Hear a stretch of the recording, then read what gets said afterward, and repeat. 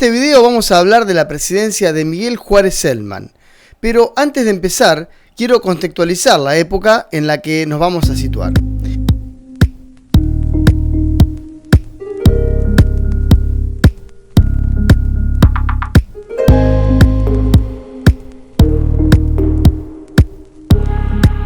En 1886 termina el mandato presidencial de Julio Argentino Roca y el país ya se encuentra en pleno desarrollo del modelo agroexportador que desde la presidencia de Bartolomé Mitre se había instalado como el único, entre comillas, modelo posible para nuestro país.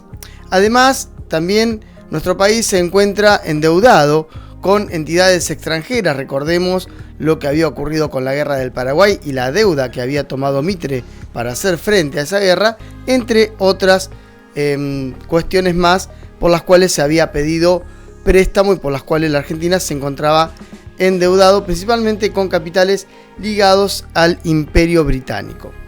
En el plano social existe una clase dominante oligárquica que se beneficia con las bondades que le brinda el modelo agroexportador, principalmente por la venta de materias primas al exterior, también ligado a lo que tiene que ver con Inglaterra, ¿sí? Y por otro lado existe una clase obrera que está principalmente constituida por inmigrantes que van a pagar las consecuencias de la gran desigualdad que este modelo económico va a generar en el país.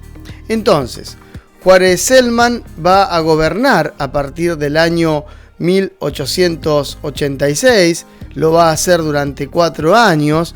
El periodo presidencial para aquella época era de 6 años, pero no lo va a culminar. Ahora vamos a ver el porqué. Y bueno, entonces va a terminar renunciando a ese cargo en el año 1890 y abriendo de este modo, según nuestro punto de vista, una crisis política que se va a prolongar por lo menos hasta el año 1916, ya que hasta el año 1916 un solo presidente va a poder terminar su mandato presidencial. Estamos hablando de Julio Argentino Roca en su segundo mandato. Esto se debe principalmente a las luchas internas de ciertos sectores políticos para quedarse con el poder sin atender a las verdaderas necesidades de la mayoría de la población. Bueno, el resto de los presidentes, más allá de Julio Argentino Roca, por distintas razones termina antes su mandato, ¿sí? Antes del plazo de 6 años, que era lo que decía la Constitución por aquel entonces, ¿sí?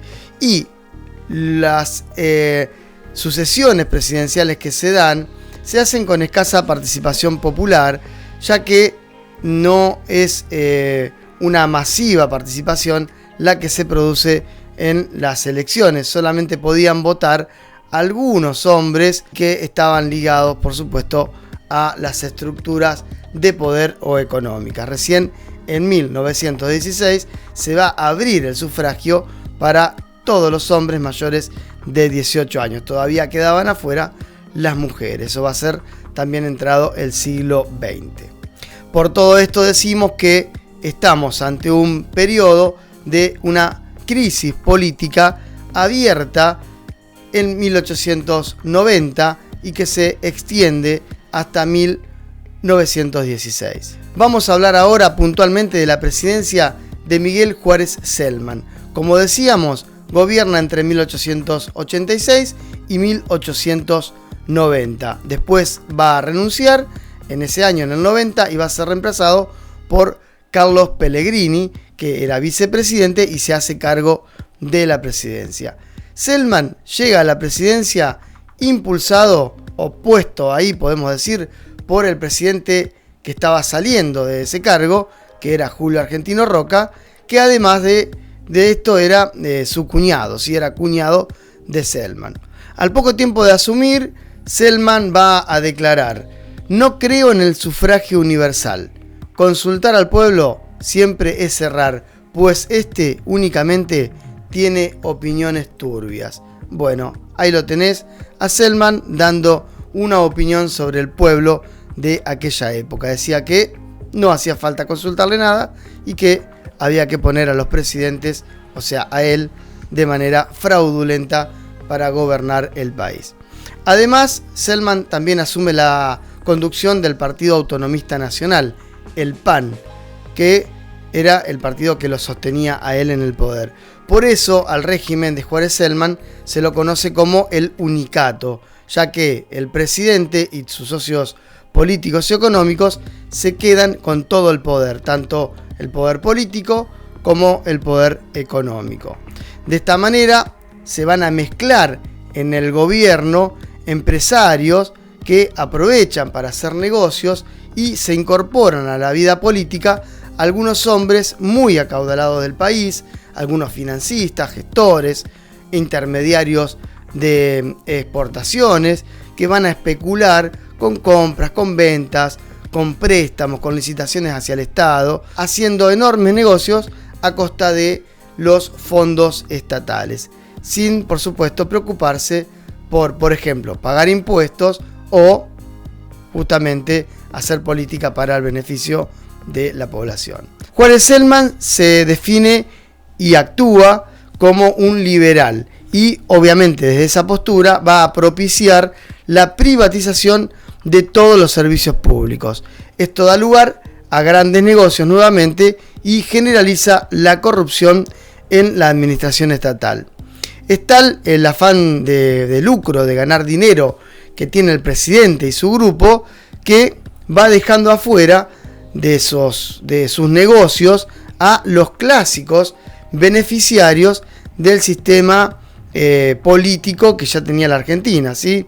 Que era la oligarquía o la élite tradicional que estaba representada por Mitre, por Roca, y estos se van a sentir así excluidos de ese círculo de negocios y de poder, y entonces comienzan a retirarle el apoyo a Juárez Selman. La política privatista de este gobierno llega hasta la sanción por decreto de una ley de bancos que se llama Ley de Bancos Garantidos y que autorizaba a los bancos privados a emitir papel moneda de curso legal.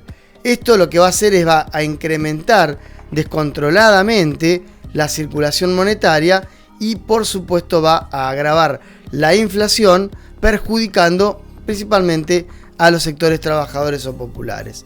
El Banco Nacional, que existía por aquel momento, va a otorgar préstamos con total libertad a, por supuesto, los amigos del poder. Y esos fondos se van a destinar fundamentalmente a la especulación con tierras y a la inversión en la bolsa, no a cuestiones productivas. En junio de 1890, el gobierno anuncia oficialmente que no puede pagar la deuda externa, no tenía fondos.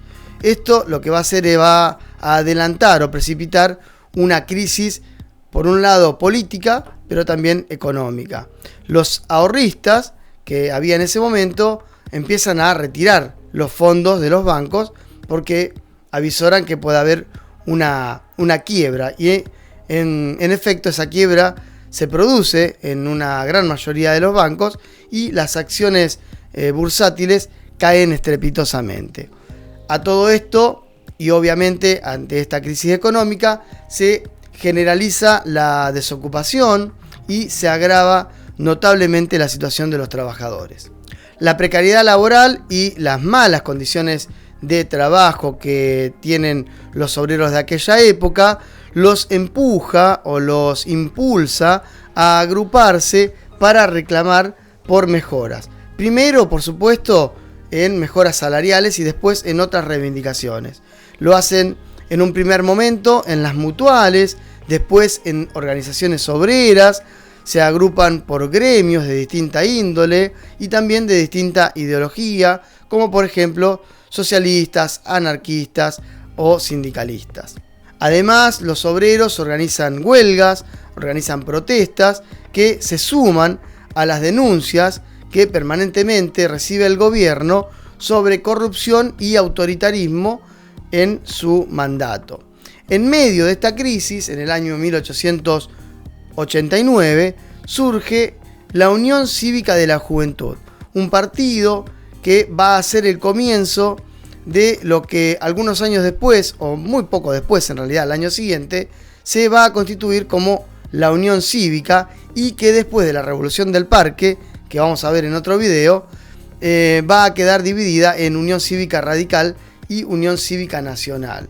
La Unión Cívica de la Juventud va a plantear algunos principios en su primer momento, y va a ser, por ejemplo, la libertad en el ejercicio del sufragio, la moralidad en las cuestiones administrativas, el respeto por las autonomías provinciales, entre otras reivindicaciones que este grupo de la Unión Cívica de la Juventud sostiene. La gran crisis económica, política y social que estaba atravesando el país lleva a que en el año 1890 se produzca este movimiento revolucionario, que es encabezado por Alem, y que, aunque no triunfa o es derrotado por el gobierno de Selman, lo hace que se quede sin apoyo, y poco tiempo después Selman tiene que renunciar, asumiendo en su lugar su vicepresidente Pellegrini, que inmediatamente nombra como ministro del Interior a Julio Argentino Roca. Entre las medidas que toma el gobierno de Pellegrini, continuación del gobierno de Selman, tenemos que destacar la creación del Banco Nación y el pago de la deuda externa. Con lo cual, finalmente, el gobierno de Pellegrini logra salir en gran medida de la crisis económica, pero con un costo social muy grande, que al término de su periodo presidencial se va a traducir en pésimas condiciones de vida para amplios sectores de la población trabajadora y obviamente una desigualdad creciente en el país.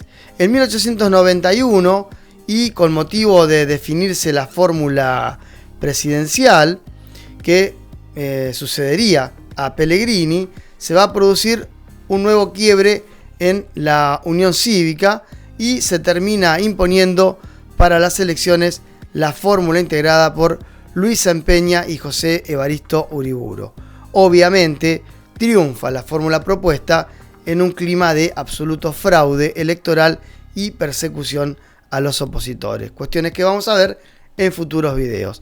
Hasta acá entonces esta pequeña reseña del gobierno de Juárez Selman. Si les gustó este contenido, este material, si les sirve para estudiar, denle un like, pónganle me gusta y compártanlo con alguien que ustedes consideren que le puede servir para algo. Chao, hasta luego.